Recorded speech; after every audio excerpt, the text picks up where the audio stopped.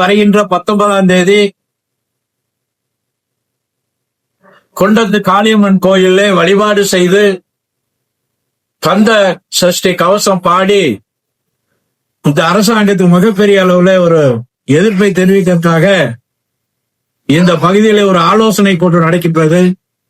கிட்டத்தட்ட 15 பஞ்சாயத்து, அவினாசி இந்த பகுதியெல்லாம் இருந்து கிட்டத்தட்ட 300-400 பேருக்கு பக்கமா வந்திருக்காங்க. இவங்க எல்லா பஞ்சாயத்துல இருந்தும் ஊர் மக்களை கூட்டிட்டு வருவதாக இங்கே ஒரு முடிவாயிருக்கின்றது. இந்த அரசாங்கம் மாத்தி உடனடியாக அங்கே அந்த முருகன் விக்கிரகத்தை அங்க வைக்கணும். இல்லைன்னா இதனுடைய விளைவு வருகின்ற தேர்தலிலே இந்த அரசாங்கத்துக்கு பாடத்தை இந்த மக்கள் புகண்டுவார்கள். அதனால இதை மாத்திட்டு இந்த அரசாங்கம் உடனடியாக அங்க விக்கிரகம் வைக்கணும் அப்படிங்கறதா இந்த கூட்டத்துல நிறைவேற்றப்பட்ட தீர்மானம். இந்த பங்களாதேஷ் தொடர்ந்து தாக்குதல் நடக்குது. இன்னைக்கு கூட ஒருத்தரை கொண்டிருக்காங்க. மத்திய அரசோட நடவடிக்கை எப்படி பாக்குறீங்க? என்ன பண்ண பங்களாதேஷ் தொடர்ந்து அங்க இந்துக்கள் மீது தாக்கல் தொடர்ந்து நடந்துட்டு இருக்குது. மத்திய அரசு கண்டனம் தெரிவிச்சிருக்காங்க. இதுல என்ன அப்படின்னா, எங்கேயாவது முஸ்லீம் பாதிச்சாங்களோ கிறிஸ்துவ பாதிச்சாங்களோ இங்க இருக்க அரசியல்வாதிகள் குரல் கொடுக்கறாங்க. இந்த பங்களாதேஷ் இந்துக்கள் பாதிக்கிறதுக்காக இங்க இருக்க அரசியல்வாதிகள் யாரும் கட்டுக்கொள்ளவில்லை. இதை இந்து முன்னாடி வன்மையாக கட்டிக்கு போகுது. ஆனா இந்துக்களுக்குள்ள ஒரு ஒற்றுமை இல்லைன்னு சொன்னீங்கல்லண்ணா, அது என்ன அடிப்படையில் அந்த மாதிரி சொன்னீங்க? நமக்கு சமீபத்துல நீலகிரி பார்லிமெண்ட் எம்பி அவர்கள் இந்து அப்படின்னா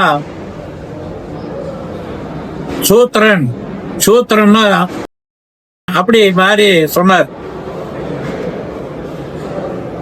அவரை திரும்பவும் இந்துக்கள்லாம் ஓட்டு போட்டு தேர்ந்தெடுத்திருக்காங்க. அவர் இந்துன்னு சொல்றதே கேவலம் நினைக்கக்கூடிய ஆள இந்துக்கள் தான் ஓட்டு போட்டு தேர்ந்தெடுத்திருக்கிறார்கள். நம்முடைய டிஆர் பால் எம்பி அவர்கள் நான் தான் சாமி சிலையை உடைச்சேன்னு சொன்னாரு. அவரு திரும்பவும் ஜெயிக்கிறாரு.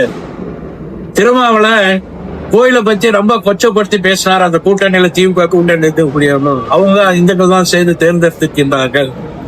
அதனால இந்துக்கள்கிட்ட ஒற்றுமை இல்லைங்கிறதா நாம் திரும்ப சொல்லிட்டோம்.